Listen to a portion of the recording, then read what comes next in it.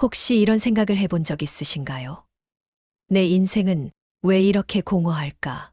뭔가 잘못된 것 같은데, 뭐가 문제인지 모르겠다. 저도 한때 그랬습니다. 나이가 들수록 삶이 더 여유롭고 행복해야 할 것 같았는데, 어느 순간부터 그 반대가 되어버렸죠.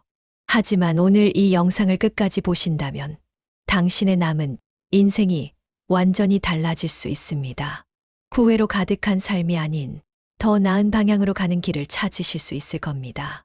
특히 오늘 말씀드릴 6가지 지혜는 단순한 조언이 아닙니다. 저 역시 직접 겪고 깨달은 것들이며 이를 통해 정말 많은 분들의 삶이 바뀌었습니다.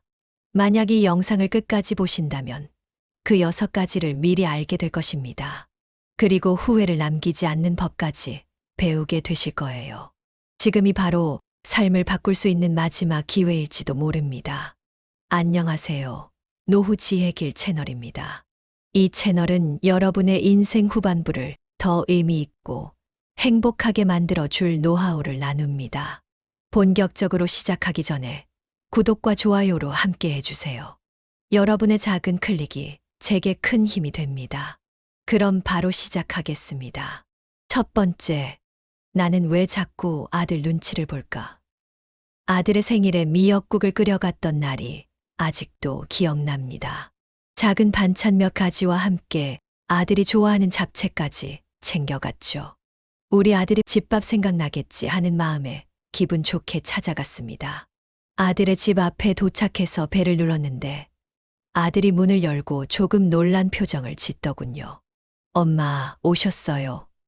근데 오늘 저녁에 약속이 있어서 금방 나가야 해요. 고맙다는 말도 덧붙였지만 저는 그 순간 얼굴이 화끈거렸습니다. 미리 말이라도 하고 올 걸 그랬나 싶었죠. 집으로 돌아오며 혼잣말로 아들도 이제 자기만의 생활이 있으니 이런 방문이 불편했을 수도 있겠다라는 생각이 들었습니다. 하지만 또 한편으론 조금 서운하기도 했습니다. 내가 정성껏 준비했는데 아들은 왜 그런 배려를 몰랐을까? 시간이 지나 손주가 태어난 뒤에는 더 자주 아들네 집에 가기 시작했습니다. 처음엔 손주 보러 가야지 하며 설레는 마음이 컸지만 점점 방문이 잦아졌습니다. 그런데 한 번은 제가 손주를 보러 갔을 때 아들이 이런 말을 했어요. 엄마, 매번 오시느라 힘드실 텐데 그러지 않으셔도 돼요. 저희가 시간 나면 찾아뵐게요. 그 말을 듣고는 무언가 탁 막히는 기분이 들었습니다. 저는 그냥 손주가 보고 싶어서 간 건데 그게 오히려 부담으로 느껴졌을 거라는 생각이 들었습니다. 그날 이후 저는 스스로에게 물었습니다. 내가 정말 아들의 삶에 긍정적인 영향을 주고 있는 걸까? 아니면 오히려 불편함을 주고 있는 걸까? 그러고 나니 아들과의 관계를 다시 생각해 보게 됐습니다. 우선 방문을 줄이는 연습을 했습니다. 예전에는 아무 계획 없이 자주 들르곤 했는데 이제는 미리 약속을 정하고 갑니다. 연락도 줄였죠. 아들에게 자주 뭐 필요하니? 요즘 손주는 어때? 라고 물었던 것을 멈췄습니다.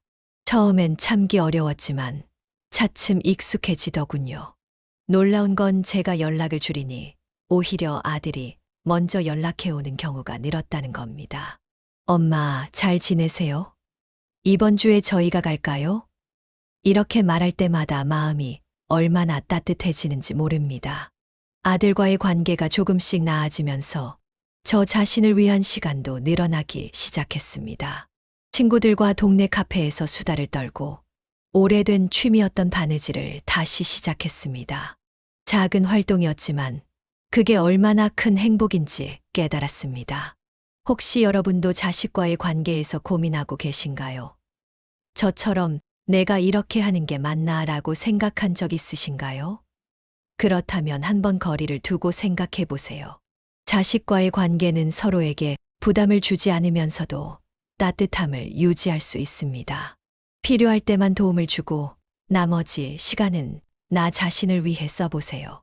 저도 처음엔 이게 어렵게 느껴졌지만 자식을 사랑하기 때문에 내가 먼저 행복해지는 것이 중요하다는 걸 알게 됐습니다. 진정한 사랑은 얼매는 것이 아니라 멀리서도 서로를 응원하는 것이라는 걸 기억하세요.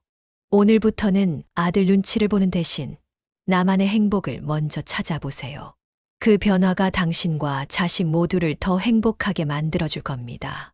두 번째, 돈은 아끼기만 하면 행복할 줄 알았다. 나를 위한 소비의 의미. 우리 세대는 아끼는 게 미덕이라는 말을 귀에 못이 박히도록 들으며 자랐습니다. 나도 예외는 아니었죠.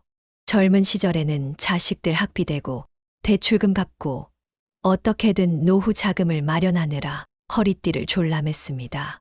그땐 그게 당연했고 그렇게 해야만 마음이 편했습니다. 그런데 60이 넘어 보니 여전히 돈을 쓰는 일이 망설여지더군요.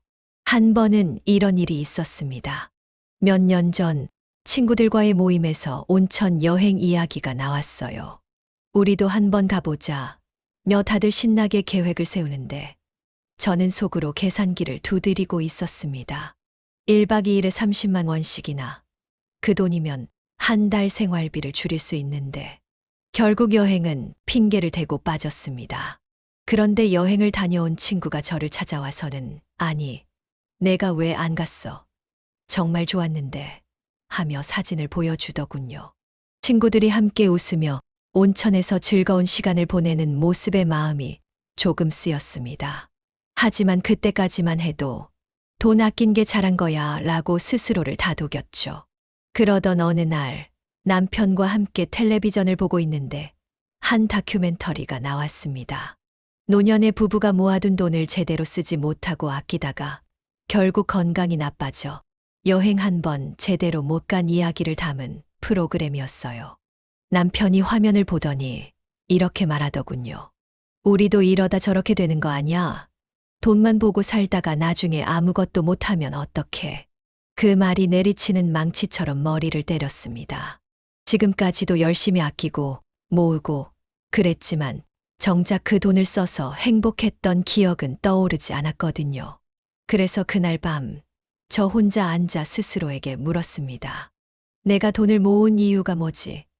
내 행복을 위해 쓴 적이 있긴 한 걸까? 그 질문에 답을 찾고 싶었습니다. 그 후로 저는 작은 변화들을 시작했습니다. 처음엔 무척 사소한 일이었어요.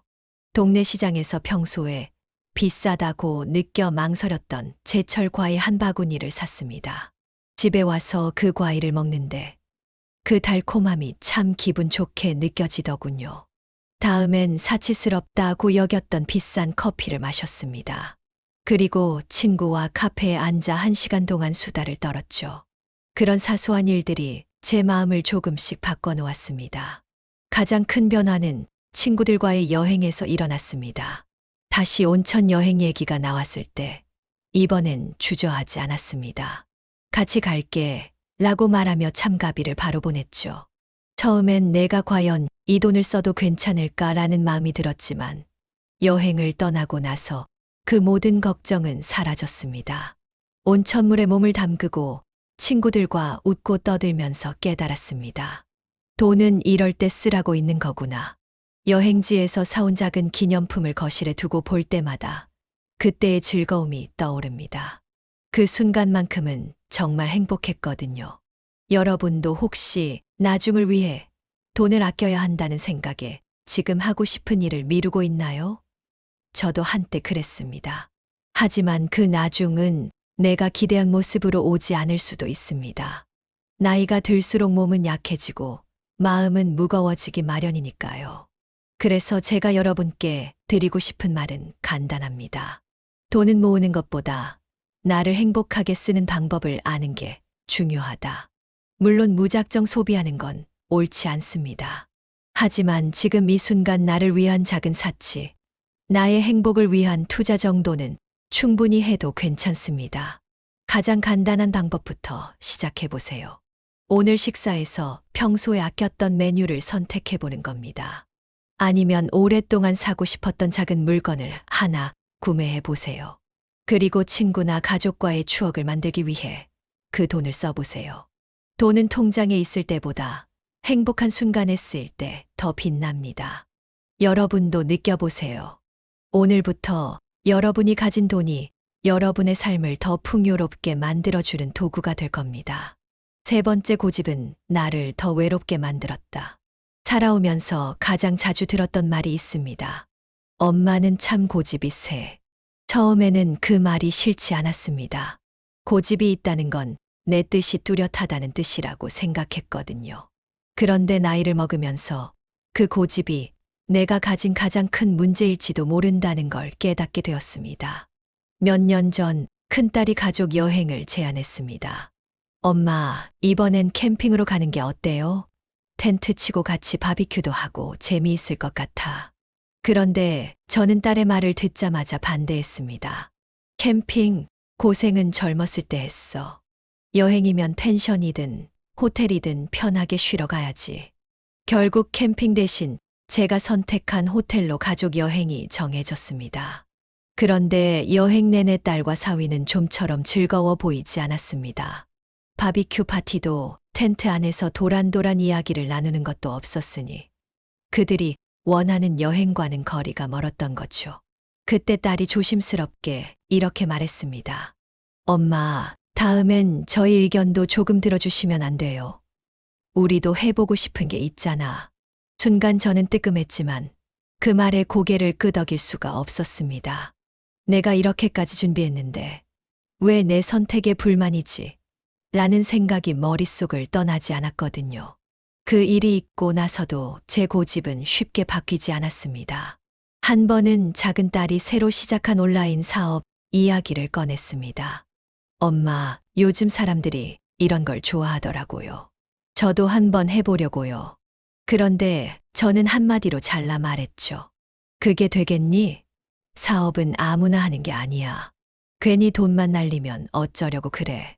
딸은 아무 말도 하지 않았습니다. 그런데 그 뒤로도 사업 이야기를 제게 꺼내지 않더군요. 오히려 친구들에게만 도움을 구하고 제게는 결과만 전했습니다. 그때야 깨달았습니다. 내 경험이 많고 나이가 많다고 해서 내가 항상 옳은 건 아니라는 걸요. 딸에게 내 방식만 강요했던 게 오히려 그 아이의 도전을 막는 족쇄가 되었던 겁니다. 그 후로 저는 작은 변화들을 시작했습니다. 딸이 또다시 캠핑을 제안했을 때 이번엔 이렇게 말했습니다. 그래, 이번엔 내가 하고 싶은 대로 해보자. 캠핑은 제게 전혀 익숙하지 않은 여행 방식이었지만 막상 텐트 안에 앉아 있자니 딸과 사위가 얼마나 신나 있는지 느껴지더군요. 저도 바비큐를 먹으며 오랜만에 크게 웃었습니다. 그제야 알았습니다. 가족이 원하는 것을 함께 한다는 게 내 선택을 강요하는 것보다 훨씬 더 행복한 일이었다는 걸요. 작은 딸과의 관계도 조금씩 나아졌습니다. 어느 날 딸이 온라인 사업에서 첫 수익을 냈다며 기뻐하는 모습을 보면서 이렇게 말했습니다. 내가 해낸 걸 보니 엄마도 기분이 참 좋다. 그 말 한마디에 딸이 얼마나 기뻐했는지 모릅니다.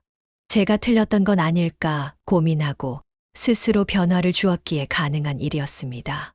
혹시 여러분도 가족이나 친구들에게 내 뜻만 옳다고 주장한 적이 있으신가요? 내가 경험이 많으니 내가 더 잘 알아라는 생각에 상대방의 의견을 무시한 적은 없으신가요? 제 경험으로 말씀드리자면 고집은 나를 고립시키는 벽이 될 수 있습니다.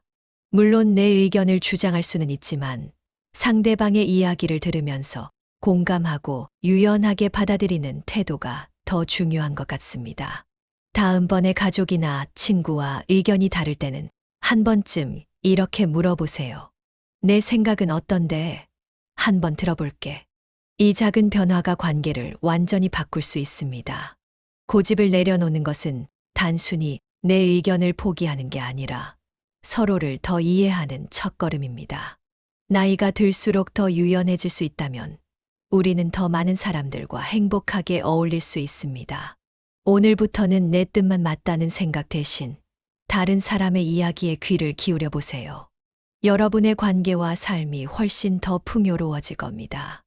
네 번째, 남과 비교하며 내 삶을 초라하게 만들었던 시간들. 언젠가 아침에 카카오톡을 열었을 때였습니다. 단톡방에 친구들이 올린 사진이 쏟아지더군요. 한 친구는 손주들과 놀이공원에서 찍은 사진을 올렸고, 다른 친구는 새로 산 멋진 가방을 자랑하며 이번에 남편이 선물해줬어요. 라고 썼습니다. 그 사진들을 보는데 갑자기 마음이 서늘해지더군요. 나는 뭘 하고 있지? 그 생각이 머리를 스치며 괜히 마음이 무거워졌습니다. 아침 내내 기분이 가라앉았어요. 마치 내 삶이 초라해 보이는 것 같았습니다. 사실 이런 감정이 처음은 아니었습니다. 몇 달 전에도 비슷한 일이 있었습니다. 한 친구가 우리 딸이 이번에 좋은 회사에 합격했어. 라며 자랑을 했는데 그때도 저는 괜히 씁쓸한 기분이 들었거든요. 우리 딸도 열심히 노력하고 있지만 아직 결과를 못 냈던 터라 더 비교가 됐던 거죠. 마음속에서 자꾸 이런 생각이 올라왔습니다. 다들 이렇게 잘 살고 있는데 나는 왜 이렇게 부족할까? 그렇게 몇 번을 되뇌다 보니 스스로가 점점 더 초라해지는 기분이 들었습니다. 그냥 무심코 지나칠 수도 있었을 텐데 그날따라 그 감정이 쉽게 가라앉질 않더군요. 그날 오후 저는 친구 정숙 씨와 전화로 이야기를 나눴습니다. 정숙아, 다들 잘 사는 것 같아. 너희 딸도 이번에 좋은 직장 갔다면서. 정숙 씨가 밝게 대답했죠. 응, 맞아. 요즘 회사 일이 바빠서 스트레스도 좀 받더라. 저는 깜짝 놀랐습니다. 그래, 그건 몰랐네. 나는 SNS에서 다들 행복해 보이길래. 그 말을 들은 정숙 씨가 한참 웃으며 이렇게 말하더군요. 야, 사진은 딱 좋은 순간만 찍는 거잖아. 거기 다 담기지 않는 것들이 얼마나 많은데. 그 말을 듣고 정신이 번쩍 들었습니다. 맞아요. 친구들이 올리는 사진과 글은 그들의 일부일 뿐 전부가 아니었습니다. 내가 본 건 마치 영화의 한 장면 같았지만 그 장면 뒤에는 알 수 없는 이야기들이 숨어 있을 수 있었던 거죠. 그날 이후로 저는 제 마음을 바꾸기 시작했습니다. SNS나 단톡방에 올라오는 사진을 보면서 왜 나는 저렇게 못 살까? 라고 비교하는 대신 내 일상에 집중하기로 했습니다.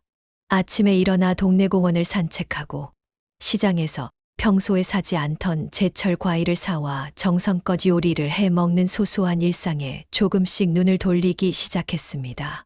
그렇게 내 삶에 집중하다 보니 남들과 비교하던 마음도 점점 사라졌습니다.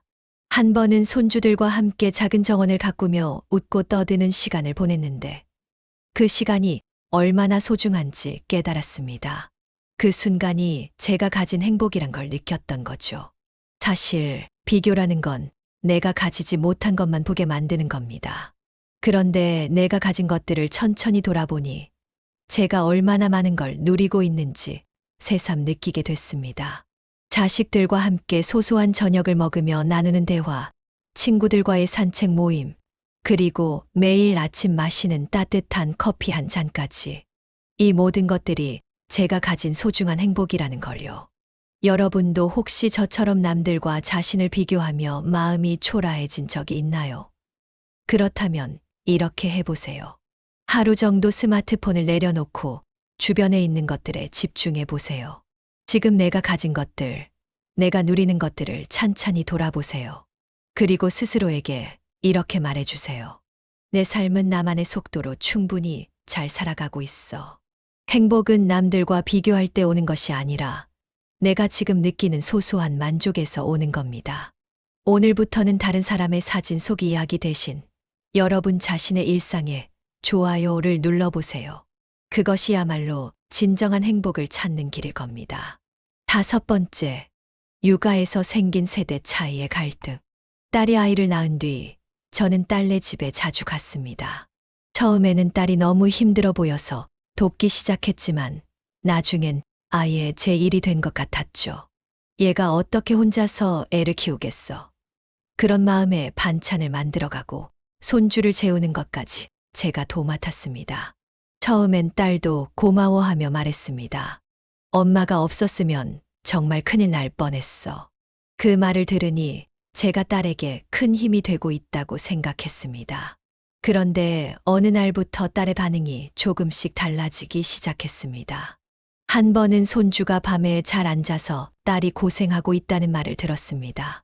저는 걱정스러운 마음에 이렇게 말했죠. 예, 잠들기 전에 분유를 조금 더 먹여. 그래야 밤새 안 깨고 잘 자. 그런데 딸은 고개를 저으며 이렇게 말하더군요. 엄마, 요즘은 너무 많이 먹이면 소화 안 된다고 해서 그렇게 안 하려고 해. 그 말을 듣는 순간 마음이 찜찜했습니다. 내가 다 경험해서 하는 말인데 왜 내 말을 안 듣지? 서운한 기분이 들었지만 딸을 돕겠다는 생각에 그저 넘겼습니다. 하지만 비슷한 상황이 자꾸 반복됐습니다. 손주가 열이 났을 때도 제가 따뜻한 물수건으로 닦아주면 열이 잘 내려가라고 말했는데 딸은 요즘 병원에서는 물수건 쓰지 말고 그냥 약 먹이라고 하잖아라며 제 말을 듣지 않았습니다. 며칠 후 딸이 저를 보며 조심스럽게 말을 꺼냈습니다. 엄마, 진짜 고마운데 엄마가 자꾸 이렇게 얘기하면 내가 잘못하는 사람 같아. 나도 그냥 내가 알아본 대로 공부한 대로 해보면 안 돼. 그 말을 듣는데 가슴이 철렁 내려앉았습니다. 저는 딸을 도와주고 있다고 생각했는데 딸은 오히려 제가 자신을 못 믿는다고 느끼고 있었던 겁니다. 그날 밤 저는 스스로에게 물었습니다. 내가 도와준다는 이유로 딸을 힘들게 하고 있었나? 그리고 제 행동을 돌아보니 딸의 방식을 인정하기보다는 제 방식을 고집하며 간섭했던 순간들이 떠올랐습니다. 그 이후로는 딸에게 조금 물러서기로 했습니다.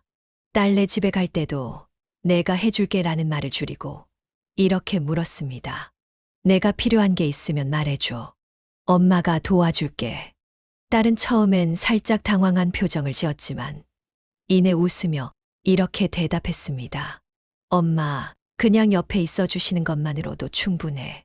육아 방식에 대해서도 더 이상 제 의견을 고집하지 않기로 했습니다.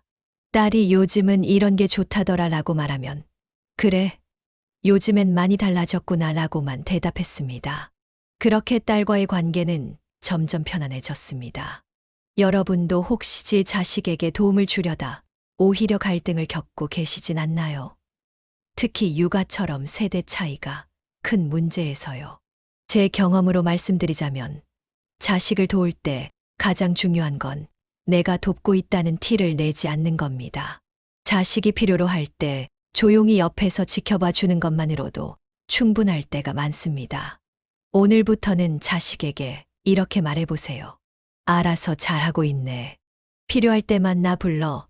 적당한 거리와 존중은 여러분과 자식 모두에게 더 큰 평화를 가져다 줄 겁니다. 6번째, 자신을 돌보지 못했던 살. 얼마 전 오랜만에 친구들과 만나 점심을 먹었습니다. 친구 정숙 씨가 요즘 배우고 있는 도자기 공예 이야기를 하며 한참 떠들더군요. 이게 내가 만든 접시야. 어때? 요즘 이거 하느라 하루가 금방 가. 그 말을 들은 다른 친구 은영 씨도 맞장구를 쳤습니다. 너 진짜 잘했다. 나도 이런 거 한번 해보고 싶은데. 난 요즘 그냥 애들 봐주는 것밖에 안 해. 내가 뭐라고 해도 손주들은 할머니 말은 듣지도 않는다니까. 모두들 정숙 씨의 이야기를 들으며 웃고 공감했지만 제 마음은 좀 달랐습니다. 문득 이런 생각이 들더군요. 나는 요즘 뭐 하고 있지? 정숙 씨는 저렇게 설레는 일을 찾았는데 나는 그냥 하루하루 흘려보내고만 있었던 겁니다. 그날 모임이 끝나고 집으로 돌아오는 길, 제 자신이 너무 초라하게 느껴졌습니다. 친구들이 하는 말이 귀에 맴돌았습니다. 너도 한번 해봐. 진짜 재밌다니까. 다음 날 저는 동네 문화센터 강좌를 알아보기 시작했습니다. 평소엔 나중에 하지 뭐라며 미뤘던 일이지만 이번엔 달랐습니다. 오래전부터 해보고 싶었던 글쓰기 강좌가 눈에 띄었죠. 첫 수업을 듣는 날 가방을 들고 센터로 향하는 제 발걸음이 어찌나 가벼운지요. 수업을 듣고 돌아오는 길에 문득 이런 생각이 들었습니다. 내가 이걸 왜 더 일찍 시작하지 않았을까? 이렇게 기분 좋은데. 그렇게 작은 변화를 시작하니 점점 더 많은 일들이 하고 싶어졌습니다. 아침에 일어나서 동네 공원을 걷는 걸 시작으로 주말에는 친구들과 함께 산책도 나가고 한 달에 한 번씩 작은 여행을 다니기로 했습니다. 몇 달이 지나자 친구들이 저에게 말했습니다. 너 얼굴이 환해졌어. 뭐가 달라졌나 봐. 저도 그 말을 인정할 수밖에 없었습니다. 나를 위한 시간, 내가 즐거운 일을 시작하니 삶이 이렇게 달라질 수 있다는 걸 처음으로 깨달았으니까요. 혹시 여러분도 저처럼 나를 위해 살지 못하고 계시진 않나요? 오늘부터라도 작은 변화를 시작해 보세요. 하고 싶었지만 미뤄뒀던 일 하나를 떠올려 보세요. 그것이 취미든 작은 외출이든 상관없습니다. 행복은 거창한 것이 아닙니다. 내가 좋아하는 작은 일들이 모여 삶을 풍요롭게 만듭니다. 오늘부터 나를 위한 시간을 만들어 보세요. 그 순간이 당신을 새로운 삶으로 이끌어 줄 겁니다. 이 영상이 공감되셨다면 좋아요와 구독을 눌러주세요. 이 이야기를 주변 분들과 공유하셔서 더 많은 분들이 함께 행복을 나눌 수 있기를 바랍니다. 감사합니다.